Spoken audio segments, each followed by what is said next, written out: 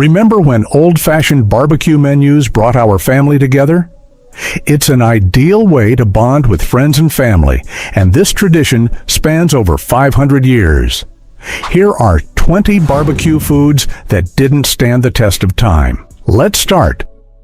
Barbecued mutton. In Kentucky and parts of the South, mutton ruled the barbecue pit with an iron fist. Sheep meat, aged and tough, required the patience of job and the wisdom of experience.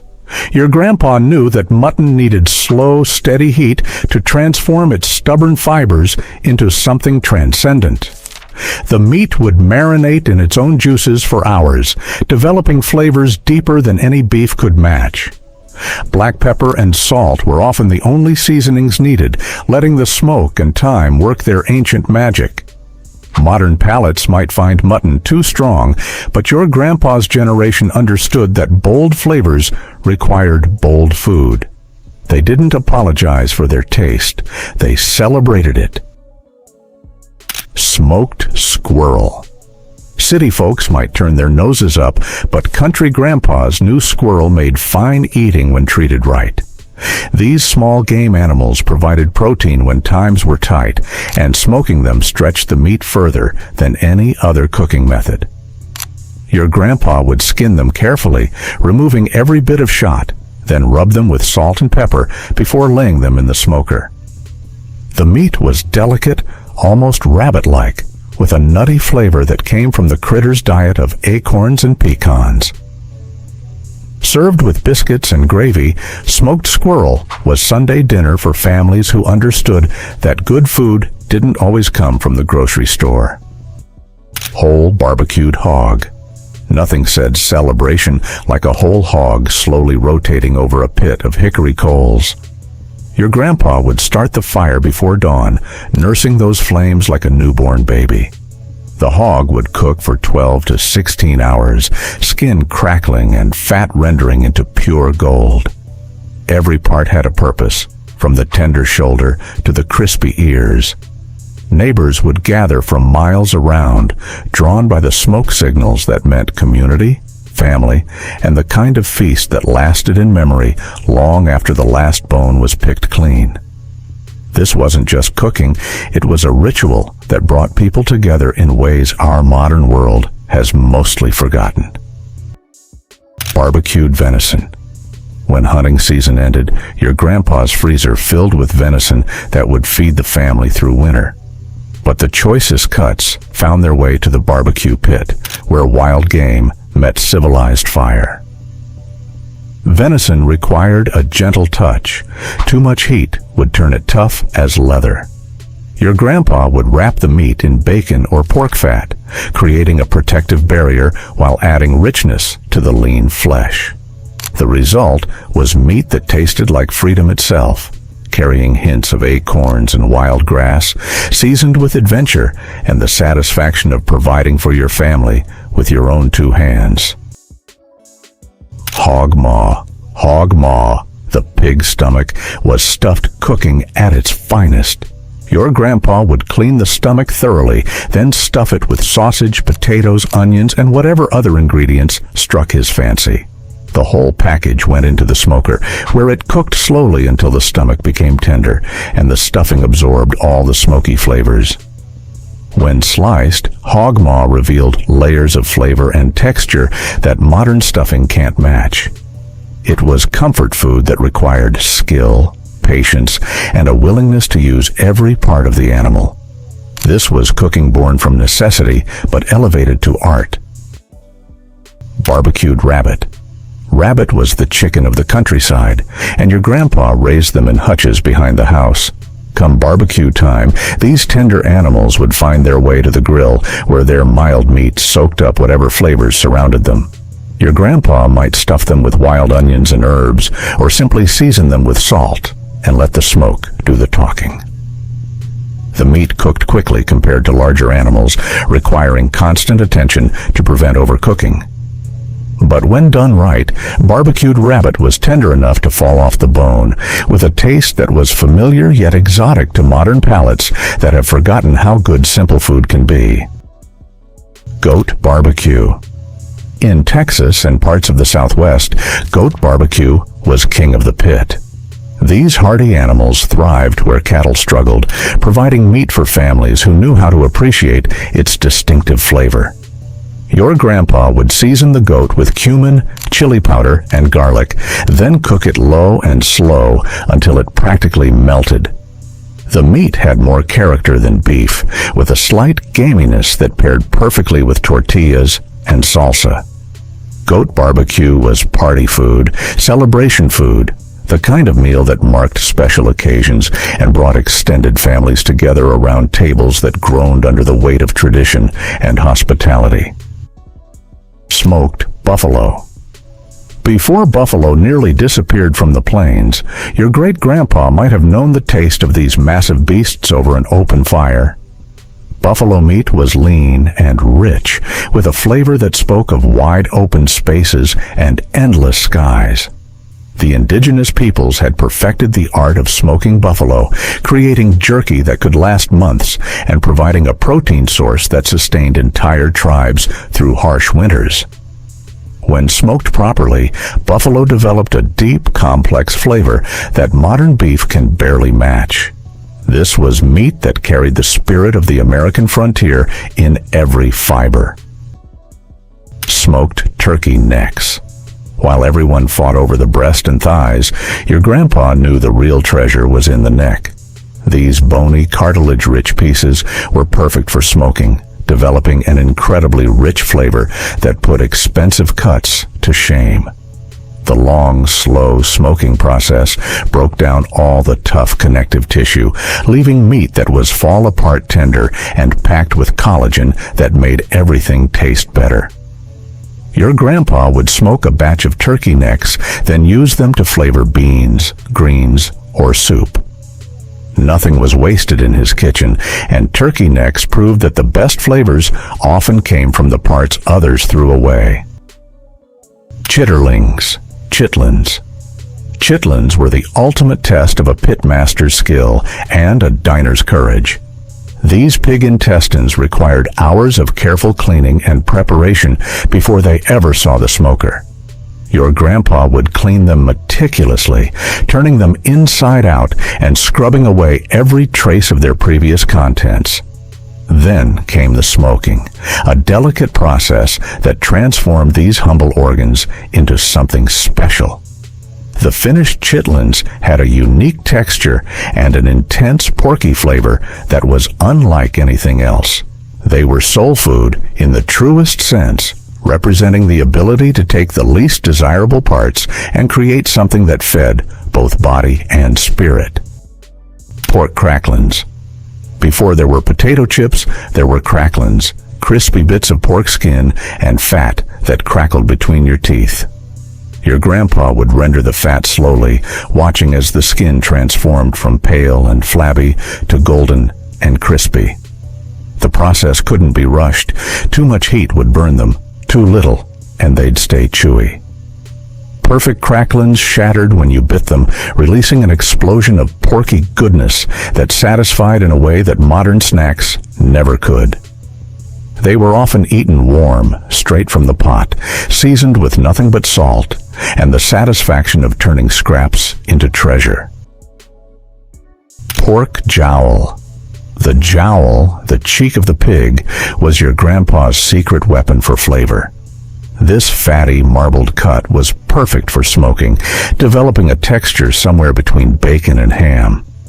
The high-fat content kept the meat moist during the long cooking process, while the smoke penetrated deep into every fiber. Your grandpa might cure the jowl first, creating a kind of country bacon that was richer and more complex than anything you could buy at the store. Sliced thin and fried, smoked pork jowl made breakfast special. Diced and added to beans or greens, it provided the kind of deep, smoky flavor that modern cooking has largely forgotten. Pig ear sandwiches. Pig ears might sound strange to modern eaters, but your grandpa knew they made excellent sandwiches when prepared right. The ears would be smoked until the cartilage softened and the skin became chewy tender.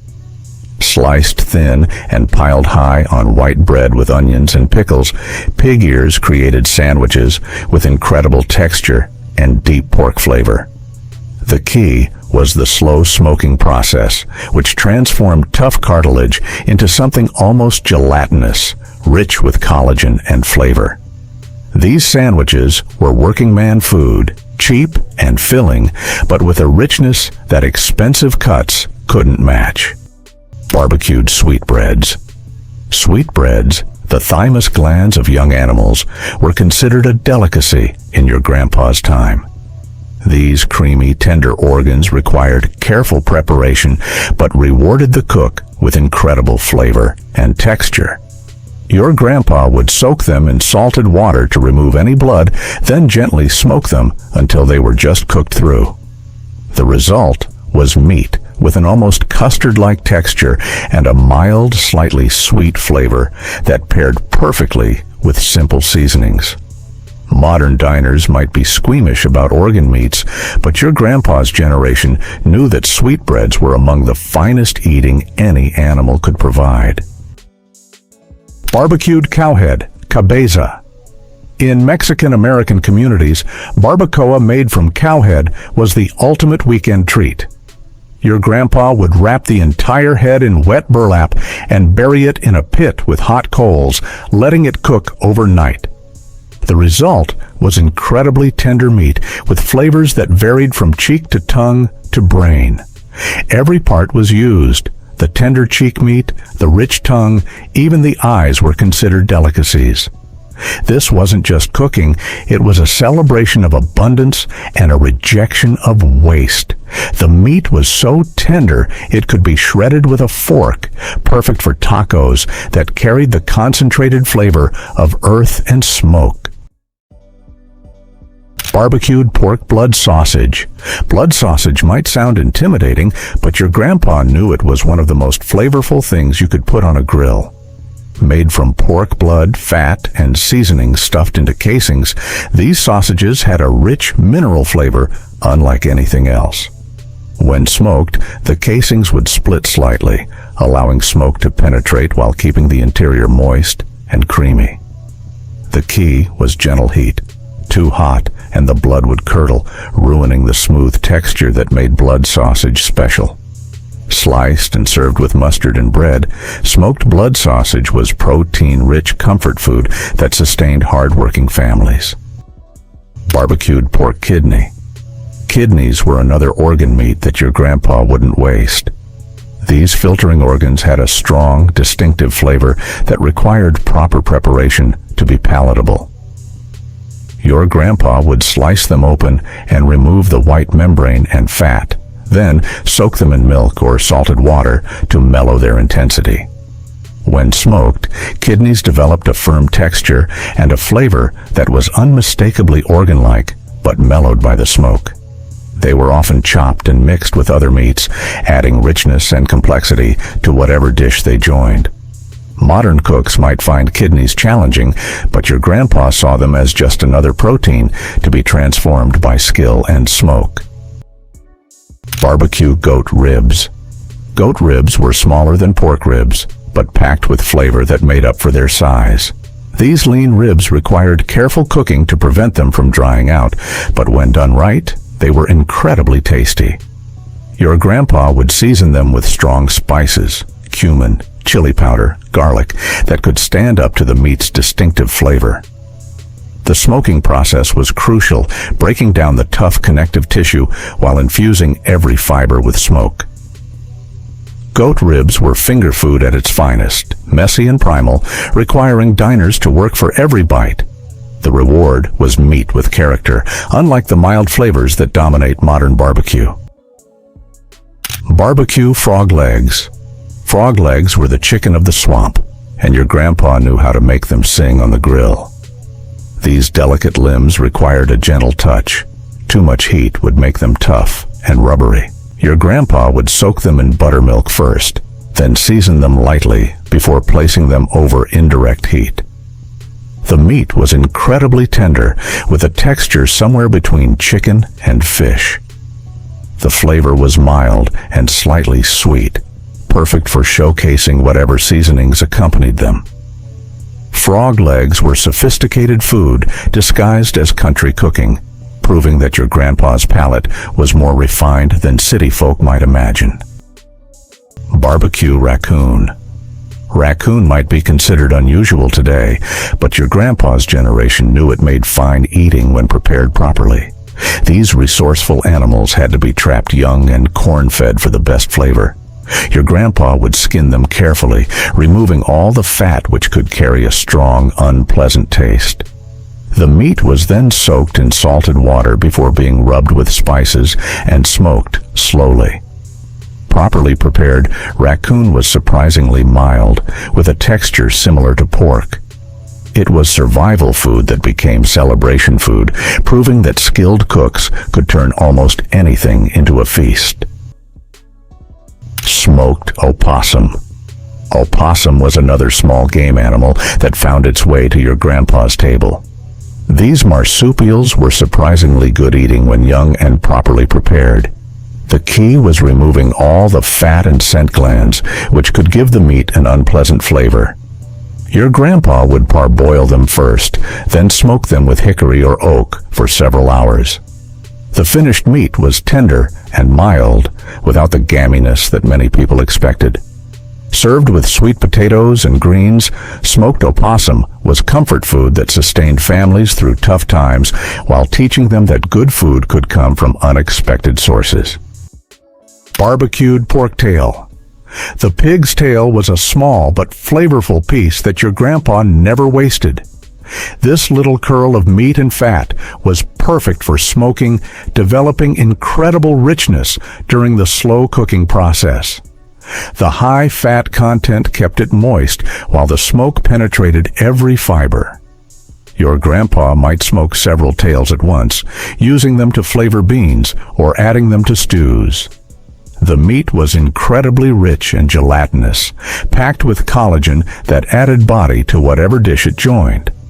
Pork tails proved that good cooks could find flavor and value in the smallest, most overlooked parts of the animal. Smoked turtle. Turtle meat was a delicacy that your grandpa approached with respect and skill. These ancient reptiles provided several different types of meat in one shell, some parts tender like chicken, others rich like beef. Your grandpa would butcher them carefully, separating the different cuts and treating each according to its characteristics. The smoking process was lengthy, as turtle meat could be tough if not cooked properly. But when done right, smoked turtle was incredibly flavorful, with a richness that modern meats can't match. This was food that connected diners to something primal and ancient, carrying flavors that spoke of muddy creek bottoms and patient hunting. Barbecued muskrat. In marshy areas, muskrat was common fare on your grandpa's table. These aquatic rodents had to be skinned and cleaned carefully, removing the musk glands that gave them their name. Your grandpa would soak the meat in salted water, then rub it with spices before smoking it slowly over hardwood coals. The finished meat was surprisingly mild, with a texture somewhere between chicken and rabbit.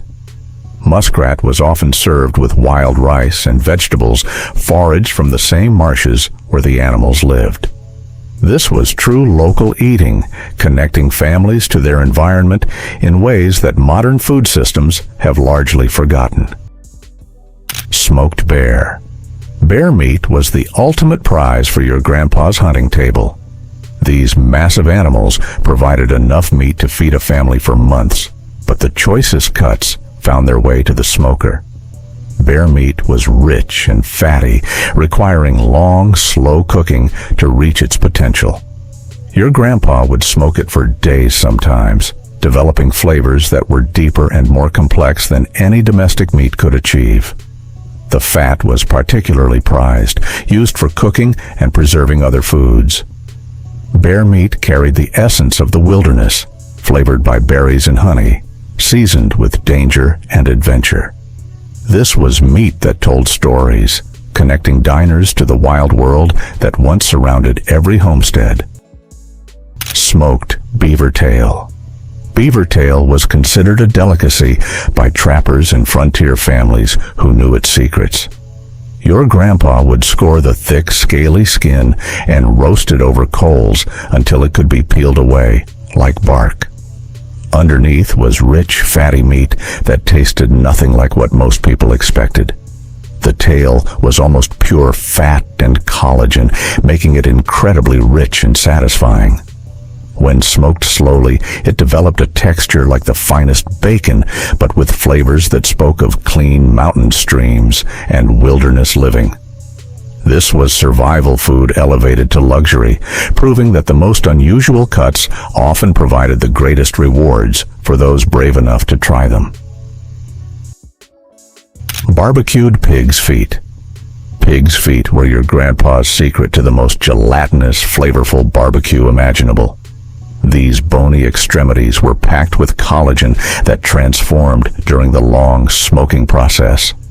Your grandpa would split them lengthwise, exposing the meat to smoke while keeping the skin intact. Hours later, they emerged with meat so tender it fell off the bone and skin so rich it coated your fingers with natural gelatin. The bones provided calcium-rich marrow, while the meat delivered intense pork flavor. Pig's feet weren't pretty food, but they were honest food that sustained working families and taught children that the best flavors often came in unexpected packages. Smoked groundhog.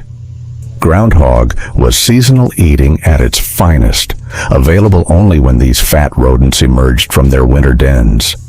Your grandpa would trap them in early spring when they were plump from hibernation, but before they'd had time to lose weight foraging. The meat was surprisingly tender and mild, without the strong flavor that many people expected from wild game.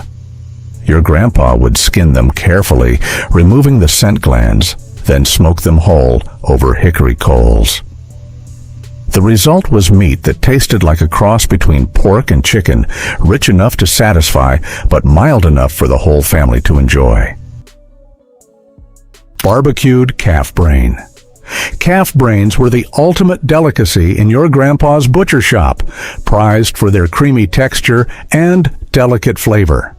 These organs required immediate cooking after butchering, as they spoiled quickly.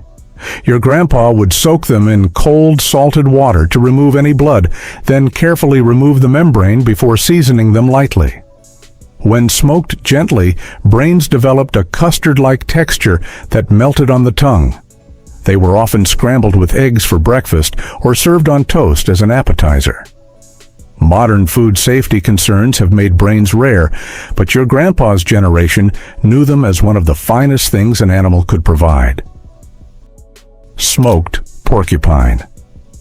Porcupine was emergency food that became comfort food in skilled hands. Your grandpa would skin them carefully, working around the quills to reach the surprisingly tender meat underneath. The trick was roasting them in their own skin first, which made the quills easier to remove. Once cleaned, the meat was mild and slightly sweet, with a texture similar to pork. Your grandpa would smoke porcupine slowly, basting it with its own fat to keep it moist. The finished meat was surprisingly refined, proving that even the most unlikely animals could provide excellent eating when treated with skill and respect. Barbecued lamb fries. Lamb fries, the testicles of young sheep, were bar food before bars existed.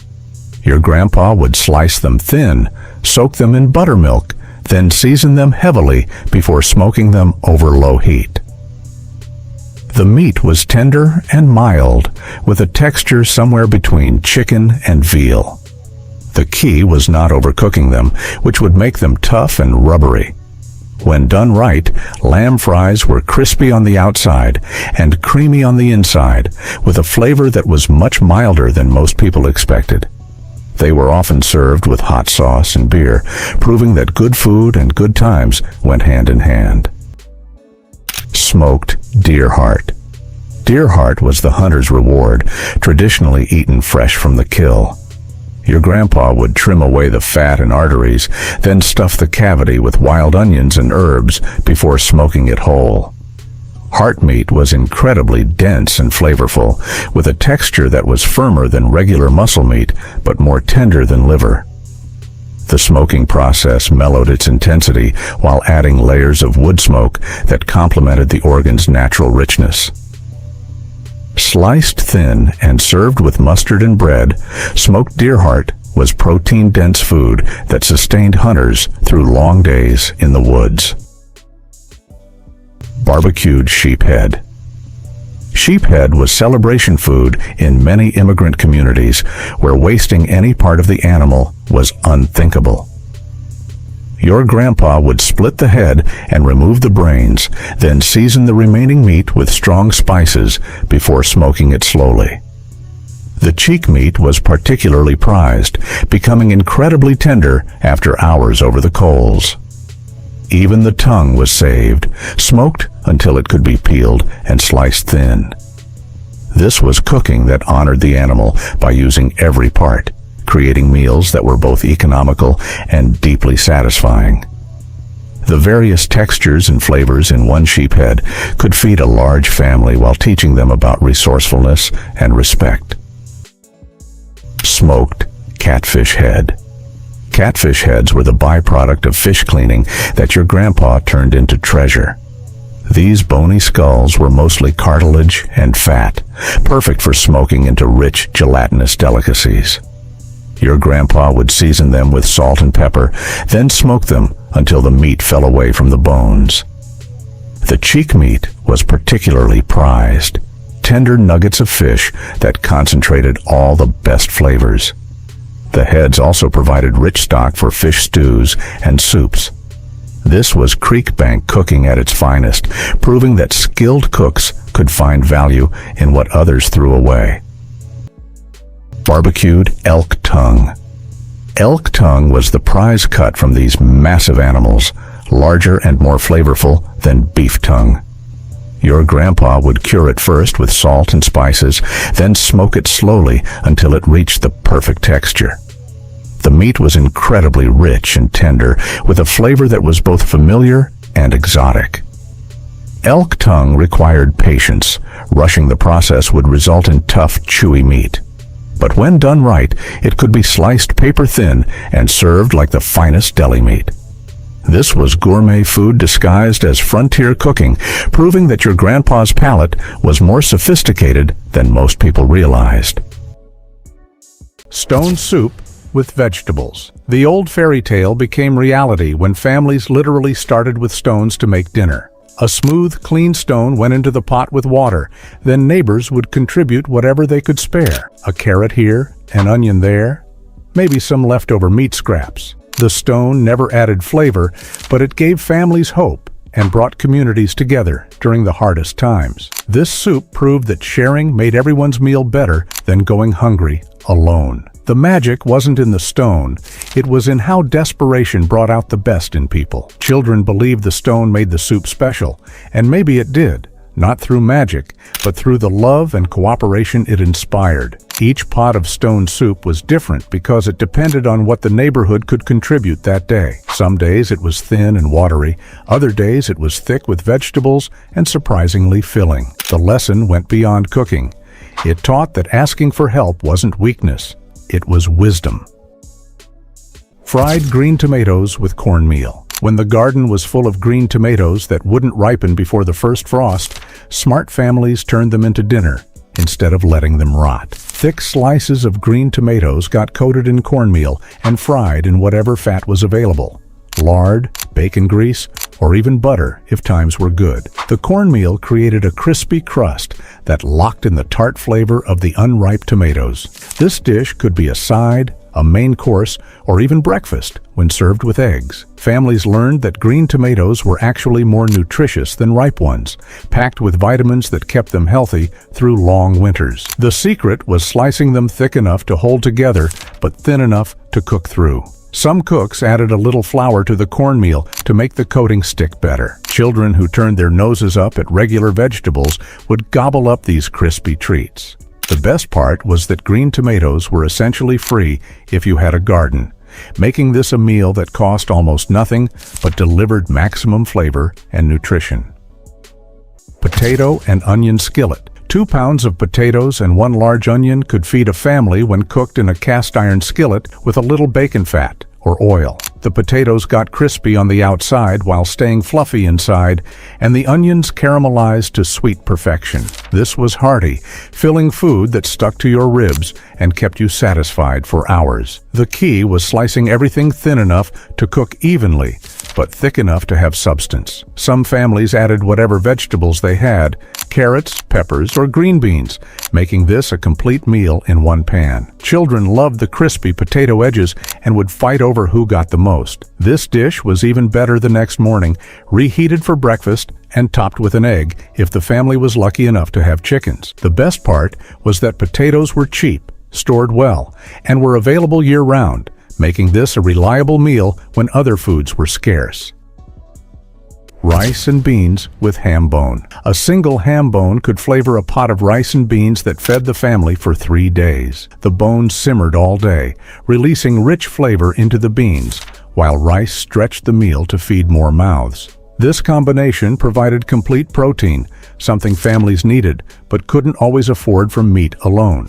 The secret was cooking the beans until they were creamy, almost falling apart, so they thickened the cooking liquid naturally. Some families added whatever vegetables they had, celery, carrots, or peppers, making each pot different but always satisfying. This meal improved with time, tasting even better on the second and third days as the flavors developed. Children learned to appreciate this simple combination, understanding that it gave them the energy they needed for school and chores. The ham bone could be used multiple times, each pot getting a little less meaty, but still flavorful enough to make the beans delicious. Fried bologna and potatoes. A single roll of bologna, sliced thick and fried with potatoes, could feed a family when meat was scarce.